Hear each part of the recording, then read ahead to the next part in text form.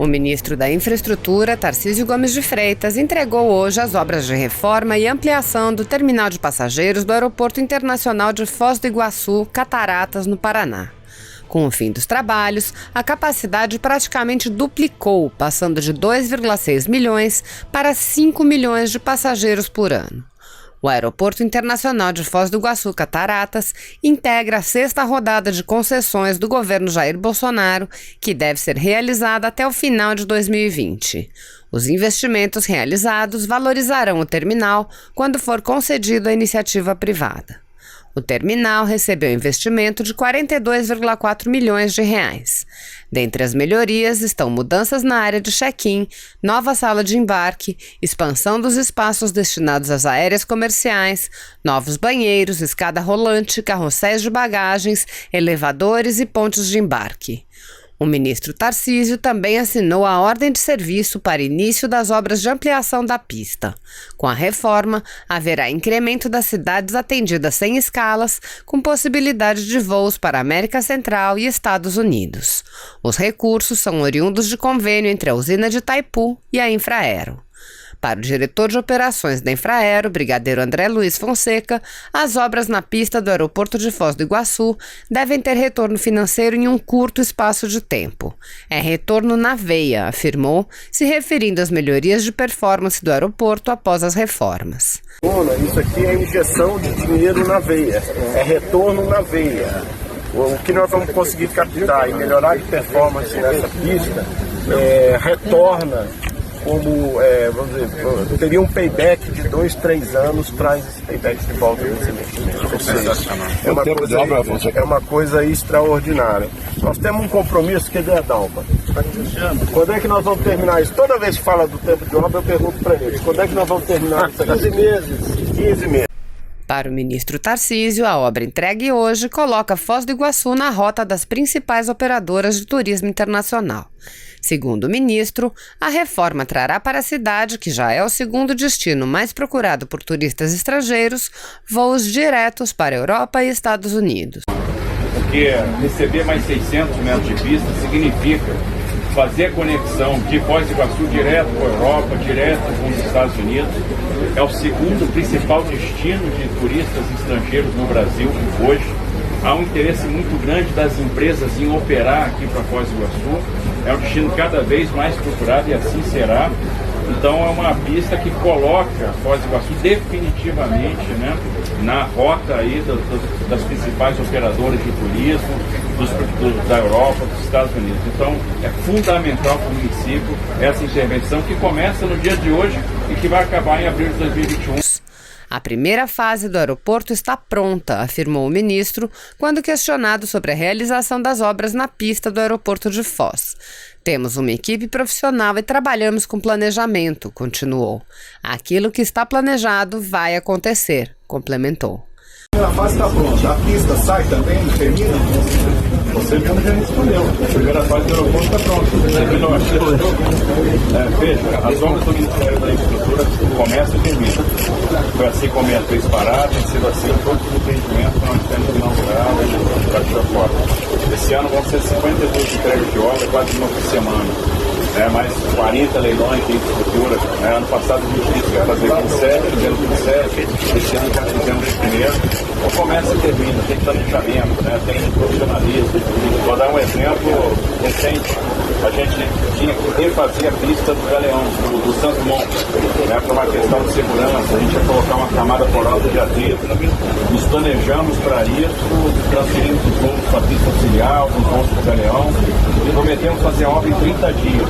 Entregamos a obra com 20 minutos. Então tem muito planejamento, tem muita engenharia, tem ciência e o mais importante que é registrar, tem parceria, tem comunhão de esforços, conjugação de esforços. Então é uma obra que envolve o governo do Estado do Paraná, que envolve a Infraero, parte do governo federal, do governo do presidente Bolsonaro, que envolve participação ativa da nossa bancada federal, da Química Fogo, que trabalhava muito para isso, que envolve Itaipu Nacional, que a gente está usando muito a parceria com o Itaipu para promover investimentos importantes. Vocês estão vendo aí, por exemplo, a obra da ponte, da segunda ponte de Foz, que começou, né? E a duplicação da 469, da Estrada das Cataratas, também vai sair. Vai sair? Vai sair. Tá certo, claro que tá certo. Então aquilo que está sendo colocado vai acontecer. Durante a coletiva, Tarcísio Gomes de Freitas explicou por que os investimentos do governo Jair Bolsonaro no aeroporto de Foz são importantes para o processo de concessão. Deixamos o aeroporto mais atrativo e o habilitamos para receber melhores operadoras, assim aumentamos o interesse e a outorga, destacou. Estou antecipando investimento. Vou deixar primeiro o aeroporto mais atrativo. Vou habilitar o aeroporto a receber melhores operadores. Vou aumentar o interesse, vou aumentar a outorga, né? E pode ter certeza, mesmo esse investimento que vai ser feito, vai ser pouco. Lá na frente, o aeroporto de Foz do Iguaçu, não tenha dúvida disso, vai receber uma segunda pista. E isso vai estar contemplado no contrato de concessão. Fará uso da palavra o ministro de Estado da Infraestrutura, Tarcísio Freitas.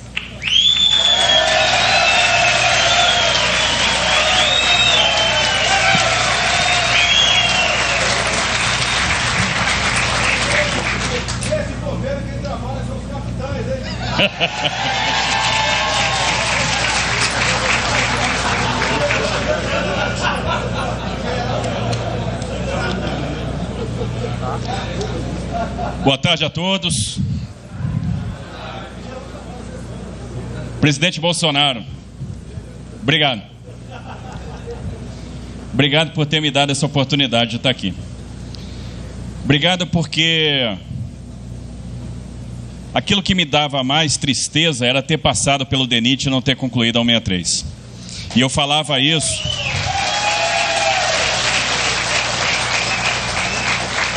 E eu sempre falei isso para quem lutou muitos anos pela 163, para que a 163 acontecesse. Eu sempre conversei isso com Blairo, com Eraí, com Fávaro, com a turma da ProSoja, com Edeon, com a turma que brigou, que acompanhava, que fazia estradeiro. Era a minha maior frustração, presidente, não ter terminado essa BR.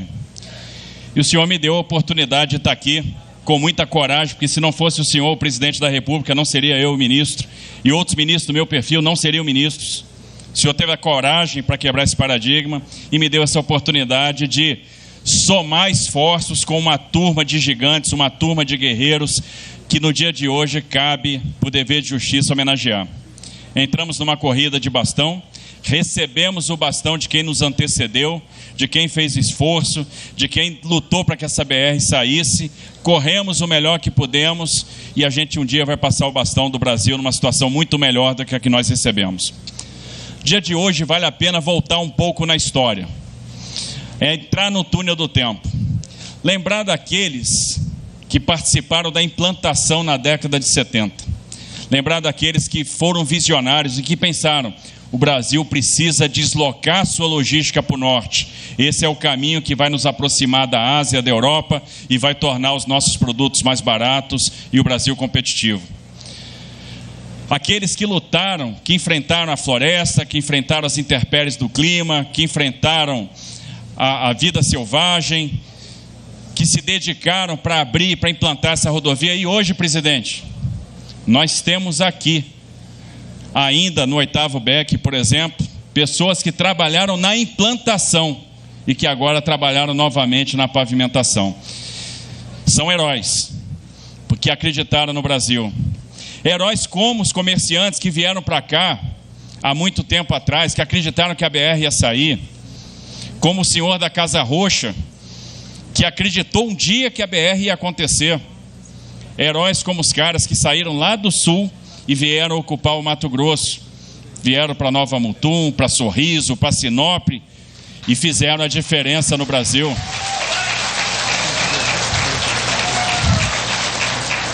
Acreditavam que isso ia ser possível, e eu acho que a gente tem que ter muito orgulho dessas pessoas, porque eles constroem o Brasil que dá certo. Nós temos agora novos heróis que chamaram, que acreditaram no desafio. No ano passado, mais ou menos nessa época, no Carnaval, nós tínhamos chuva, muita chuva, atoleiro, 50 quilômetros de fila de caminhão. de um lado, 35 quilômetros do outro, aquele atoleiro, caminhoneiros parados, 10 dias na fila, esperando uma oportunidade de passar. E a equipe do DENIT veio para cá, nós viemos para cá, o Exército veio para cá, e foi prometido naquela época, foi trazido para os caminhoneiros, foi trazido para o setor produtivo a promessa do presidente: nós vamos terminar a BR até o final do ano. E eu me lembro, isso em abril, de estar numa entrevista no Palácio do Planalto e uma repórter me perguntar o seguinte: quem garante que vocês vão terminar a BR? Vários já passaram e não terminaram. E eu disse: nós estamos aqui. É o time do presidente Bolsonaro, nós vamos fazer. E nós fizemos.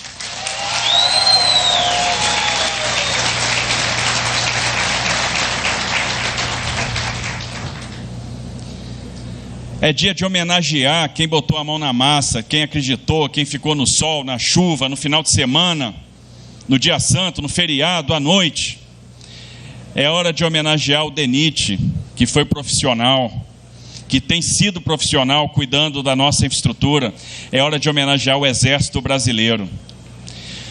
Quando nós chegamos, alguns me disseram o seguinte: olha, ministro, seria interessante tirar o Exército não vai dar conta de fazer isso num ano. Seria interessante contratar alguém.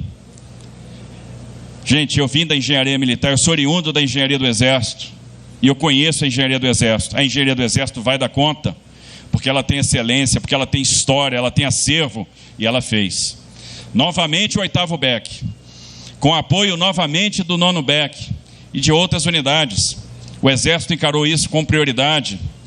E não foram só os batalhões de construção que foram fundamentais, os 53 bis, lá do nosso Comando Militar do Norte, que ajudou o tempo todo, provendo logística, segurança, permitindo que os nossos canteiros funcionassem, disciplinando o trânsito, levando água, comida, nos momentos de crise.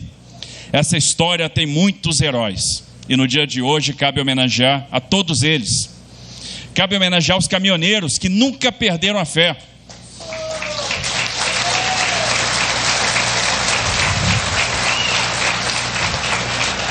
Naquele momento que nós tínhamos uma crise, nós tínhamos 10 dias de fila, e que nós chegamos para falar com os caminhoneiros, eu pensei: puxa vida, esses caras devem estar muito bravos. Nós vamos ser hostilizados, porque eles estavam sem água, sem comida. Mas não, o que eu vi foi esperança, foi amor, foi vontade de vencer, e crença que a gente ia resolver. E mais uma vez eles foram pacientes, eles foram brasileiros, e se contentavam com tão pouco. Quando a gente liberou o tráfego, já era uma felicidade, já eram buzinas, e eles mereciam que essa rodovia fosse pavimentada. Eles mereciam essa consideração do Estado brasileiro com eles. Então é uma história de muitos heróis. É uma história que merece ser revivida, comemorada. Emociona ver o presidente Bolsonaro descerrando a placa no mesmo lugar que o presidente Geisel, em 1976, marcou a implantação. Isso é para entrar na história. Nós estamos escrevendo a história nesse momento. E hoje é o momento de celebrar. E amanhã é o momento de trabalhar de novo. Porque não dá para ficar satisfeito sabendo que a gente tem uma 174 para resolver, sabendo que a gente tenha um 58 para resolver, que a gente tenha 230, governador Helder, que o senhor tanto cobra, e que finalmente nós conseguimos a licença ambiental até Rurópolis, e nós vamos fazer a pavimentação.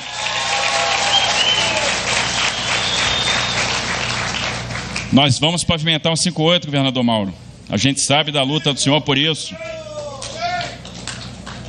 Nós vamos pavimentar 230, nós vamos pavimentar um 74, porque nós vamos pavimentar 319 lá no Porto Velho, Manaus.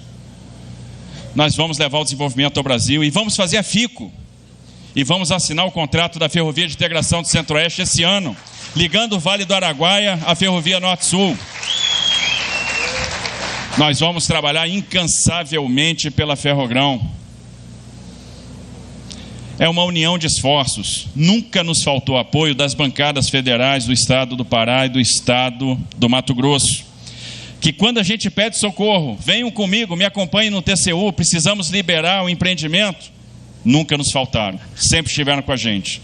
Trabalho silente, que poucas vezes é registrado, que ninguém vê, Neri, mas você sempre esteve conosco, junto com o Wellington, junto com todo mundo, com Zé Medeiros, com o Barbudo.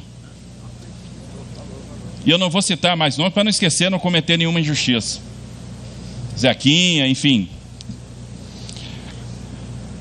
Hoje é o momento de celebrar, que é um esforço coletivo, é um trabalho de união, que chega, que nós viramos a página, um trabalho de muitos que nos antecederam, Blairo, né, como o Pagô, como outros que fizeram muito por essa rodovia, e que a gente está tendo hoje a felicidade de celebrar. O Eraí vai lembrar quando a gente capotou um carro na BR-163, fazendo estradeiro, e essas coisas a gente não esquece. A gente acaba conhecendo cada palmo dessa rodovia. E não tem como não dizer, é a rodovia que a gente ama, né? Porque marca a nossa vida. A 163 marcou minha vida. Então, é um dia de muita emoção. Obrigado pela paciência de todos. Parabéns pelo equipamento. E aguardem que muita coisa virá nos próximos anos.